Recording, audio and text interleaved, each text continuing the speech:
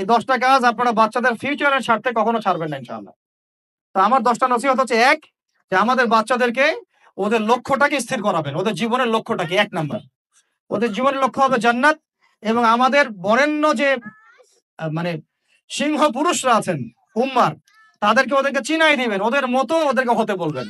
তোমাকে হামজার মতো হতে হবে, তোমাকে খালিদের মতো হতে হবে, তোমাকে ওমর ইবনুল খাত্তাবের মতো হতে হবে, তোমাকে আলী ইবনে আবি তালেবের মতো হতে হবে, তোমাকে মারিয়াম আলাইহিস সালামের মতো হতে হবে, তোমাকে আয়েশার মতো হতে হবে।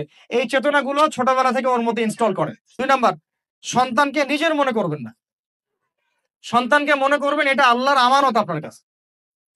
এই আমার ছেলে, এটা আমার ছেলে না। এই ছেলেটা আল্লাহ পাক আমাকে দিয়েছেন। বিশ্বাস করেন আমরা তো ওকে নেওয়ার জন্য চেষ্টাও করি নাই। এমন হয়নি আপনাদের সময়? সন্তান না চেষ্টা করতো, সন্তান আসে নাই? কোন ক্ষেত্রে এমন হয়েছে সন্তান নষ্ট করার মানুষ চেষ্টা করছে, তাও সন্তান আল্লাহ দিয়েছেন। সন্তান আমার না, সন্তান আল্লাহর দেওয়া, আমার কাছে আমানত। একে যদি আমি সুসন্তান রূপে মানুষ না করি, আগামী দিনে ওমর না বানাই, তাহলে আল্লাহ আমাকে ধরবে। ৩ নাম্বার, সর্বোচ্চ সেরা কারিকুলাম যারা দিচ্ছে, ঐরকম প্রতিষ্ঠানে আপনি ওকে পড়াবেন। ৪ নাম্বার, আল্লাহর ওয়াস্তে, এটা আমি ১ম এ বলতে চাইছিলাম, আল্লাহর ওয়াস্তে ডিভাইসের অ্যাডিকশন থেকে বাচ্চাদেরকে বাঁচান। ডিভাইসের অ্যাডিকশন এত মারাত্মক যে আমি নিজে এখন কোরআনের আয়াত ভুলে যাচ্ছি দিন, দিন।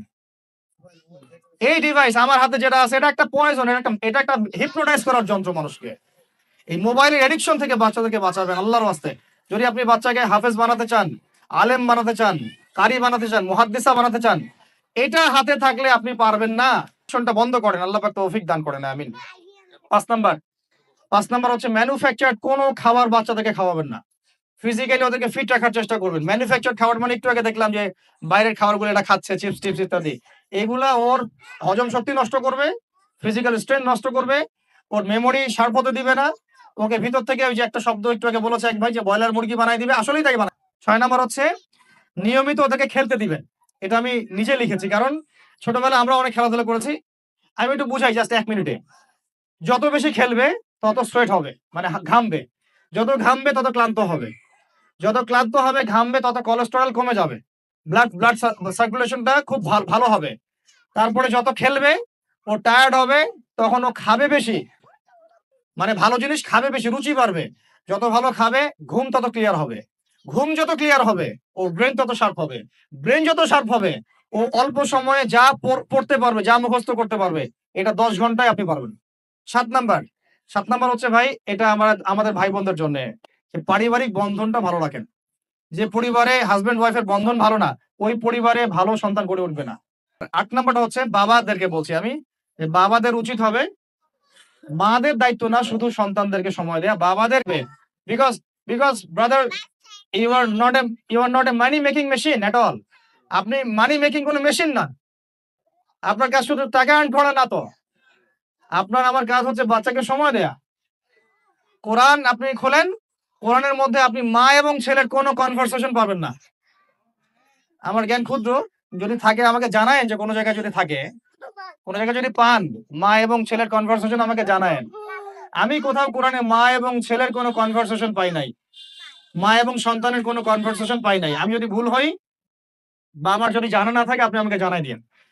আমি সব জায়গায় পাইছি বাবা ছেলে, বাবা ছেলে, বাবা ছেলে। বাবা এবং ছেলের কনভারসেশন।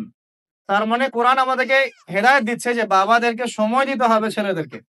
ইউসুফ তার বাবার সাথে কথা বলছেন। ইউসুফের বাবা তার ছেলের সাথে কথা বলছেন। লুকমান আলাইহিস সালাম তার ছেলেকে নসিহত করছেন। ইব্রাহিম আলাইহিস সালাম তার ছেলেকে বলছেন, আমি তোমাকে জবাই করার স্বপ্ন দেখেছি। মা ছেলের কনভারসেশন খুব পাওয়া যায় না। ৯ নাম্বার হচ্ছে সন্তানকে চাপ দিবেন না। চাপ দিয়ে ওকে জোর করে কোনো কাঠামো দেওয়ার চেষ্টা করবেন না। বরং আপনি খুঁজে বের করেন আপনার সন্তানের মধ্যে ইউনিক প্রতিভা কি আছে। এই মেয়েটার মধ্যে হয়তো একটা প্রতিভা আছে যেটা আমার মেয়ের মধ্যে নাই। এর মধ্যে একটা প্রতিভা আছে ইউনিক, যেটা ওর মধ্যে নাই।